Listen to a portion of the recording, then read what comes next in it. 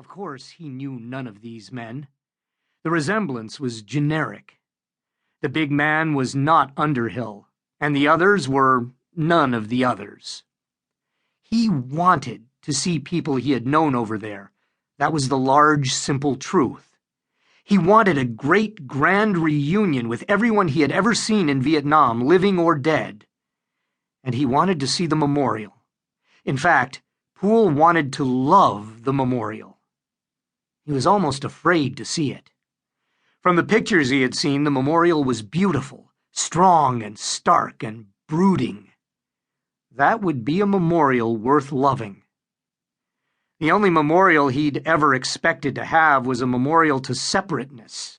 But it belonged to him and to the cowboys out in the parking lot because they were forever distinct, as the dead were finally distinct. Together, they were all so distinct that to Poole they almost felt like a secret country of their own. There were names he wanted to find on the memorial, names that stood in place of his own. The big cowboy had taken a slip of paper from his shirt pocket and was writing, bent halfway over the hood of the van. The others unloaded duffel bags from the back of the van. The Jack Daniels bottle circulated until the driver took a last slug and eased it into one of the bags. Now Michael wanted to be outside, to be moving.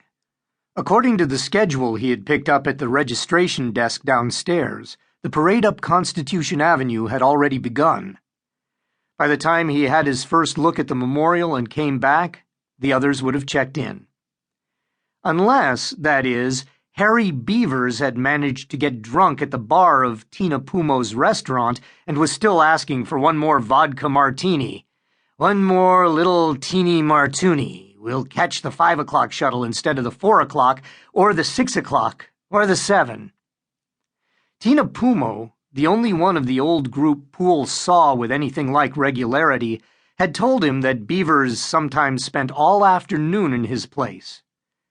Poole's only contact with Harry Beavers in 4 or 5 years had come 3 months before, when Beavers had called him up to read aloud a Stars and Stripes article sent to Beavers by his brother about a series of random murders committed in the Far East by someone who identified himself as Koko.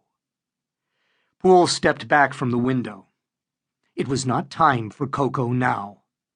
The giant in tiger stripes and jungle hat finished putting his note under one of the Camaro's windshield wipers. What could it say? "Sorry I beat up your car, man. Come around for a shot of Jack."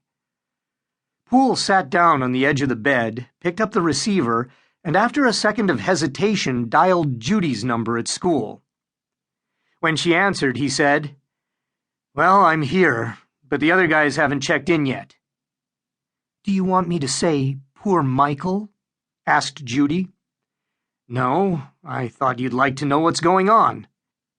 "Look, Michael, is something special on your mind? This conversation has no point. You're going to spend a couple of days going all drunk and sentimental with your old army buddies. Do I have any place in that? I'd just make you feel guilty." "I still wish you'd have come along." "I think the past is in the past because that's where it belongs. Does that tell you anything?" "I guess it does," Michael said. There was a moment of silence that went on too long. She would not speak until he did. "Okay," Michael finally said. "I'll probably see Beavers and Tina Pumo and Connor tonight, and there are some ceremonies I'd like to take part in tomorrow. I'll get home Sunday about 5 or 6, I suppose." "Your patients are extremely understanding." "Diaper rash is rarely fatal," Michael said, and Judy uttered a smoky exhalation that might have been laughter. "Should I call you tomorrow?" "Don't bother. It's nice, but don't bother, really." "Really?" Michael said, and hung up. 2.